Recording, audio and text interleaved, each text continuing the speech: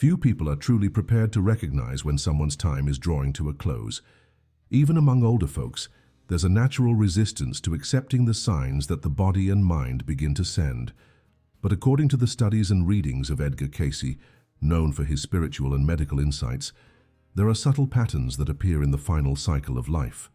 These signs aren't guarantees, but important indicators that often go unnoticed by family members and even healthcare professionals. Understanding these changes can help us offer more comfort, presence, and peace to those in this delicate phase. The goal here isn't to frighten, but to inform with respect, showing how certain behaviors and physical symptoms can reveal a silent process of farewell. Throughout this video, we'll explore these signs with clarity, empathy, and responsibility, always based on Cayce's accounts and guidance. One of the first signs to notice is a subtle change in the person's vital energy. They begin to naturally withdraw from everyday activities that once seemed important. Waking up early ceases to be a priority, conversations become shorter, and there's a growing desire for silence and tranquility. Many interpret this as sadness or apathy, but for Cayce it's a natural movement of the soul as it begins to detach from the material world. This process doesn't happen abruptly, but gradually, almost imperceptibly. Close family members often notice this change before any clinical diagnosis. It's at this moment that an affectionate and attentive presence makes all the difference. And if this topic resonates with you, please consider subscribing to the channel for more valuable insights like this. Another important point observed by Cayce is the alteration in the perception of time. People who are nearing a possible end often disconnect from counting the days and the routine organization of life. They forget appointments, don't care as much about schedules, and sometimes mix recent memories with old ones. This doesn't necessarily signify dementia, but rather a slight disconnection from the linearity of time. It's as if the soul is preparing for another form of existence where chronological time ceases to be important. This change can frighten those who live closely with them, but understanding that it can be part of a natural cycle brings relief and understanding. It's not an abandonment of reality, but a gentle transition that needs to be accompanied with patience and care. Another sign Cayce pointed out involves changes in sleep patterns. People who are approaching their final months tend to sleep much more, or paradoxically, experience persistent insomnia. In both cases, there's an alteration in the body's natural rhythm, as if it's trying to adjust its cycles for something beyond the physical routine. Some seniors begin to have intense dreams, often with loved ones who have already passed, or report visitation experiences that defy conventional explanations. These accounts, far from being treated as delusions, were seen by Cayce as part of a legitimate spiritual process. Sleep, in these cases, becomes more than just rest. It becomes a space for preparation, for contact, and for reconnection with subtle dimensions. It's essential to listen attentively and without judgment, as many important messages can emerge during these moments of fragility and emotional openness. In addition to sleep, appetite also tends to undergo significant changes. Often, the person stops feeling hunger or thirst as frequently. This can cause immediate concern, but Cayce stated that this behavior isn't just physical. It's a reflection of the body's disconnection from the needs of matter. The body gradually stops prioritizing the intake of food and liquids as part of the disengagement process. Of course, it's crucial to monitor with medical support, ensuring there's no unnecessary suffering. However, it's equally important to understand that this refusal of food may not be an act of resistance or illness, but rather a natural indication of transition. It's at this moment that care should be most affectionate, seeking comfort and dignity in every detail, rather than insistence or impositions that can cause stress for the person who is passing. Another aspect that Cayce frequently highlighted was the alteration in the gaze and the way a person communicates. The sparkle in the eyes may seem different. There's a slowness in gestures, words, and even thought, as if the mind is more focused inward than outward. Many people report that their parents or grandparents in this phase begin to talk less about the present and more about the past, bringing up old memories sometimes forgotten for decades. For Cayce, this happens because the spirit begins to revisit the significant points of life, as if preparing a kind of final balance sheet. In these moments, listening attentively and lovingly is one of the most powerful ways to demonstrate love. It's not just about hearing words, but about being present, validating stories, and recognizing the value of each memory. As this process advances, another important sign is the increase in emotional sensitivity. People in this stage of life may become more easily moved, cry for no apparent reason, or demonstrate an unusual sweetness, even in difficult situations. Cayce observed that this behavior isn't a sign of weakness, but of spiritual expansion. It's as if the soul is more open to emotions, connected more deeply to what really matters. This state of sensitivity may be accompanied by intense compassion, a sudden desire to forgive or to seek old reconciliations. What was once a source of pride or resentment loses strength, giving way to a sincere desire for peace. Those who live with someone in this state need to understand that these emotions have a deep meaning. They aren't fleeting or superficial. They're part of an internal process of healing and preparation that deserves respect and comfort. Cayce also reported that, in many cases, the person begins to express an intuitive perception that they are passing. Even without any serious diagnosis or explicit conversation, they may say phrases like, "I'm getting ready," "I've done what I needed to do," or "I'll rest soon." These words, which may seem symbolic or poetic, carry a real and revealing weight. According to Cayce, the soul knows when it's near the end, even if the body doesn't yet manifest extreme signs. Ignoring these signals can be a mistake.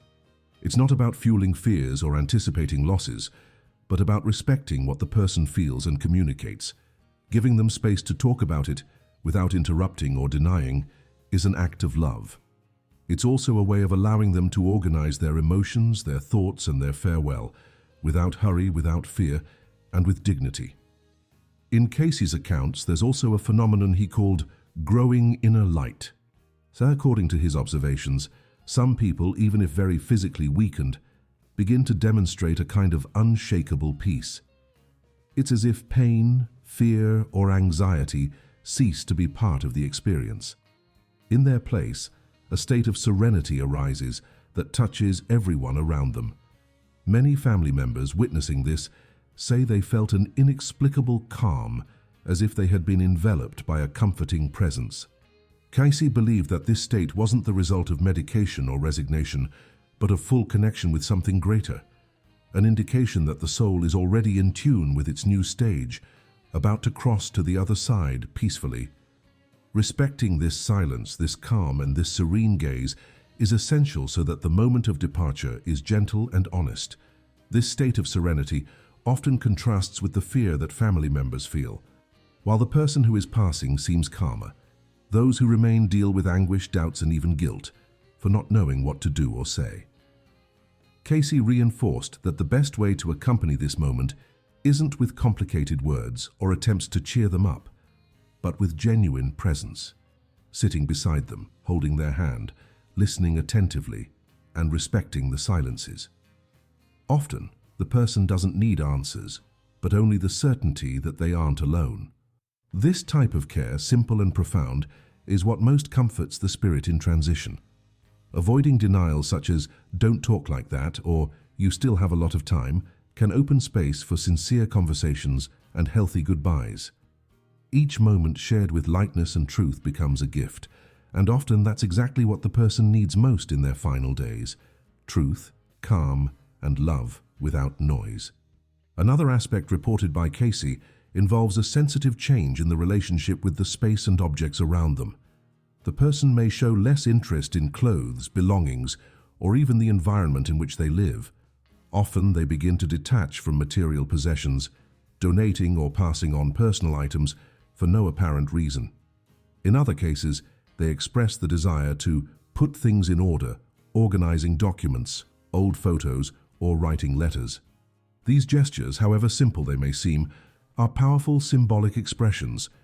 They represent an attempt to complete cycles, to leave a legacy, and to ensure that everything is well for those who will continue. Cayce believed that this behavior didn't come from reason, but from a deeper intuitive wisdom. When recognized and respected, this moment of organization can turn into a space of sincere connection between generations, where stories and affections are preserved with gratitude. There's also a curious behavior observed by Cayce: the sudden increase in lucidity in moments very close to the end. People who have spent days or weeks in a confused, weak or drowsy state suddenly awaken, recognize everyone around them, and have clear and emotional dialogues.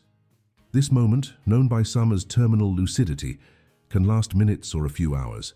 For Cayce, this is a gift from the soul, a last opportunity to express love, resolve pending issues, or just say goodbye. It's important to be attentive to this phenomenon, as it's usually brief but very significant. Family members who witness this moment often cherish these words as something sacred.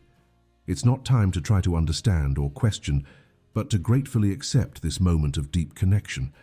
In these minutes, it's possible to say everything that has been stuck for years, including what never needed to be said aloud. What many don't know is that Cayce also mentioned the spiritual impact that the environment can have during this final period. He believed that the energy of the place where the person spends their final days directly influences their tranquility and their transition. Chaotic, noisy, or emotionally charged environments can generate unrest, even if the person is unconscious. Therefore, whenever possible, he recommended a quiet, clean space with natural light and the serene presence of the caregiver. Small gestures, such as playing soft music or keeping cherished objects nearby, can make all the difference. It's in this setting that the spirit finds it easier to detach from the body with peace. For Cayce, departure isn't an abrupt end, but a return. And this return, when done with respect and harmony, becomes a less painful process for both those who go and those who stay. Creating this space is an act of profound love. It's also important to talk about the role of those who accompany this process.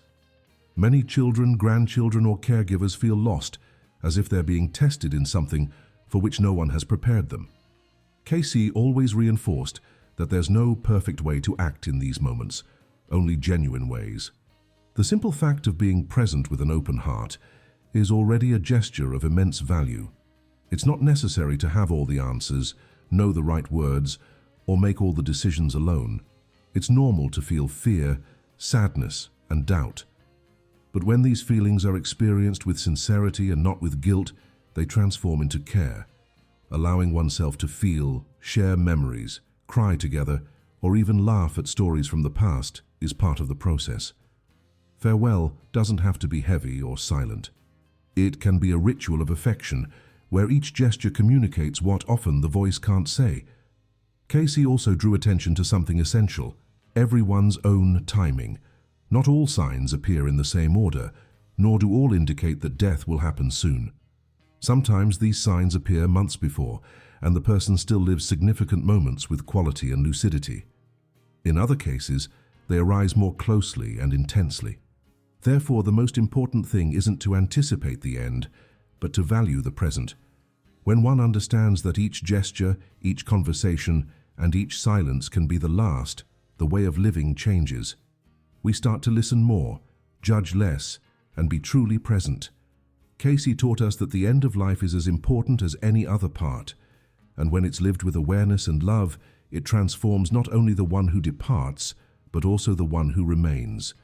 Therefore, welcoming these signs with respect and empathy is a way of giving thanks for the life shared until then. There's also something that Cayce considered crucial: the importance of forgiveness in this final phase. Many people carry old grudges for decades, believing that time will erase wounds that, in reality, have only been put aside. When the proximity of the end becomes evident, these emotional tendencies can arise strongly. Cayce believed that forgiveness, whether offered or received, has a transformative power. It's not about forgetting what happened, but about allowing the heart to be at peace. A simple request, a sincere look, a gesture of reconciliation can completely change the atmosphere of the last days. Even if the other party is no longer physically present, Cayce said that the true intention to forgive already produces profound spiritual effects. Therefore, if there's something unresolved, this may be the ideal moment to break free. Forgiveness, in this context, isn't just a relief, but a final gift of love to oneself and others. It's also common that, in the final moments, The person expresses specific and very clear desires. It could be a song, a simple food, a visit from someone, or just a time in silence. Cayce always highlighted the value of these requests, even the most subtle. Attending to them is a way to honor the individuality of the one who is passing, and to reinforce that their will continues to be respected until the last instant. Often, these desires are symbolic ways of completing a cycle, a final gesture that closes a chapter in a delicate way. Ignoring them may seem small, but can lead to regrets later. On the other hand, listening to them and respecting them offers comfort to everyone involved. It's moments like these that build serene memories and strengthen bonds until the end. Cayce saw this as an act of spiritual respect, a way of saying to the soul, "You were heard, cared for, and welcomed as you deserved, in all aspects of existence." There's a very common feeling shared by those who witness this process consciously, the perception that death, despite being painful, can be lived with beauty. Cayce said that when the signs are recognized and welcomed with love, farewell transforms into a moment of deep human connection. The pain of loss doesn't disappear, but gives way to gratitude. Gratitude for the time lived, for the words said, for the silent gestures, and for the chance to have accompanied someone who is loved until their last breath. This perspective doesn't eliminate grief, but softens it. It helps to find meaning, even in absence, because the love cultivated remains alive. Many who have gone through this experience report profound changes in the way they see life. And perhaps that's Cayce's greatest legacy, showing that even at the end, there's room for healing, understanding, and transformation. And that in itself is already a rebirth. In many accounts analyzed by Cayce, there's a recurring element that manifests in the final hours, the gaze. No matter the age or physical condition of the person, there's something in their eyes that changes. They gain a silent depth, a clarity that impresses. Family members report that at that instant they felt they were facing something greater, as if time had stopped. This gaze isn't of fear or pain, but of acceptance. Cayce interpreted this as a sign that the soul had made peace with life and was ready to move on. Even those who don't believe in spiritual dimensions often perceive this moment as something sacred. There's no way to explain it in words, but those who witness it know it's real. Being beside them at that instant is a transformative experience that marks them forever. It's when one understands fully that life doesn't end there. It just changes form, and love remains. Based on everything Cayce observed over decades, it's possible to state that death doesn't have to be a taboo or a topic avoided. On the contrary, when understood with lucidity and courage, it becomes a natural stage, which can be lived with dignity and even with serenity. Talking about it in advance, clarifying wishes, recording desires, and preparing the bonds for this moment is a gesture of maturity and care. Families who face this process with openness tend to suffer less as they transform fear into presence. Cayce believed that the more we talk about death naturally, the more we value life. Forced silence about the end only generates more anguish. Respectful dialogue allows everyone to live with more truth. Therefore, recognizing the signs, understanding their meanings, and knowing how to welcome them is a way of living better until the last moment. If you've made it this far, it's because this topic touches you in some way. Maybe because of someone you love, maybe because of personal reflections. Whatever the reason, the important thing is to know that talking about the end of life is also a way of taking care of existence. Cayce left us this legacy: to observe with attention, to welcome with respect, and to accompany with love. These signs he described don't serve to predict dates or anticipate goodbyes, but to illuminate a path that many walk in the dark. If this video made sense to you, please consider leaving a comment with your experience or thought on the topic. I also invite you to like and subscribe to the channel. This way, you help us continue bringing content that informs with sensitivity and helps to live with more awareness. Because in the end, all we want is this: to live well, to leave in peace, and to leave love wherever we go. When Cayce spoke about the last year of life, he never used this time as a sentence, but as an opportunity. For him, the final time wasn't made of waiting, but of presence. It was the moment to talk to those you haven't had the courage to talk to thank for everything that has been lived, to touch more often the hands that have always been nearby. Many believe that it's too late to do or say something important, but the truth is that while there's life, there's room for reconciliation, listening, and love. The proximity of the end makes everything clearer. The grudges lose strength, the hurry diminishes, and what really matters is revealed with clarity. Cayce taught that this clarity is a rare gift and that we should take advantage of it. For him, the last year, when perceived with wisdom, can be one of the richest in meaning, not for what is done externally, but for what is transformed internally, a journey of completion that is also a new beginning. It's curious how many people only perceive the greatness of a moment after it passes. Therefore, Cayce insisted on the importance of being attentive while there's still time. Observe the signs, respect the rhythms, listen with the heart, and accept that not everything can be controlled.